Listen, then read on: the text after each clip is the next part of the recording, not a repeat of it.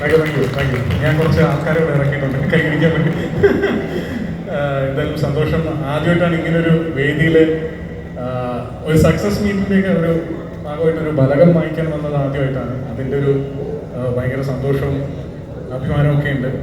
പിന്നെ സംസാരിക്കാനൊന്നും അങ്ങനെ വലിയ പിടിയൊന്നുമില്ല. പക്ഷേ എനിക്ക് ഈ സിനിമ ബുക്ക് കോവിഡ് സമയത്ത് ആ സമയത്ത് ഇറങ്ങിയപ്പോഴത്തേക്കും വായിച്ചിട്ട് നമ്മൾ ഒരു ആക്ടറാണല്ലോ, അപ്പോൾ നമ്മൾ സ്വപ്നം കാണുമല്ലോ ഏത് ക്യാരക്ടർ ചെയ്യണമെന്നൊക്കെ ഉള്ളത്. അങ്ങനെ എനിക്ക് ചെയ്യണമെന്ന് ആഗ്രഹം ഉണ്ടായിരുന്ന ഒരു ക്യാരക്ടറായിരുന്നു ബ്രൂണോ. അത് എന്നിലേക്ക് എന്നെ എത്തി. അത് ഭയങ്കര ഒരു സന്തോഷമുള്ളൊരു കാര്യമാണ്. അതുപോലെ തന്നെ ഇതിൻ്റെ അകത്ത് ബേസിക്കോട് അഭിനയിക്കാൻ പറ്റി. എൻ്റെ ആദ്യത്തെ ബ്രേക്ക് ജയ് ജയ് ജയ് ആയിരുന്നു. അത് കഴിഞ്ഞിട്ട് അടുത്തൊരു ബ്രേക്ക് കണ്ടത് അതുപോലെ തന്നെ ബേസിക്കോയുടെ പടമായിരുന്നു പൊന്മാൻ. ജ്യോതിഷേട്ടൻ്റെ കൂടെ പേരെന്ന് പറയുന്നത് എനിക്ക് ഏറ്റവും വലിയ എൻ്റെ അകത്തുള്ള ഒരു ഹൈ കിട്ടിയ മൂമെന്റ് എന്ന് പറയുന്നത് ഞാൻ സാനുചേട്ടനെ ചീത്ത വിളിക്കുന്ന ഒരു സീനുണ്ട് എൻ്റെ അകത്ത്. അതാണ് എനിക്ക് എൻ്റെ അകത്ത് കിട്ടിയ ഏറ്റവും വലിയ ഹൈ.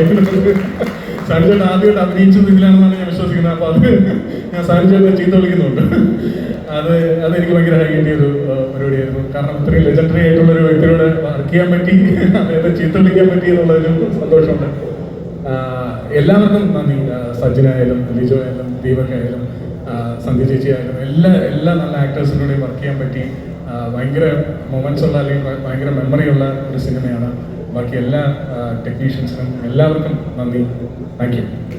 പിന്നെ ഒരു റിക്വസ്റ്റും കൂടെ ഈ വേദി ഉപയോഗിക്കാമെന്ന് വിചാരിക്കില്ല. ഞാനും കൂടെ എഴുതിയൊരു സിനിമ, ഒരു ചെറിയ സിനിമ ഇപ്പോൾ ഒരു OTT വന്നിട്ടുണ്ട്.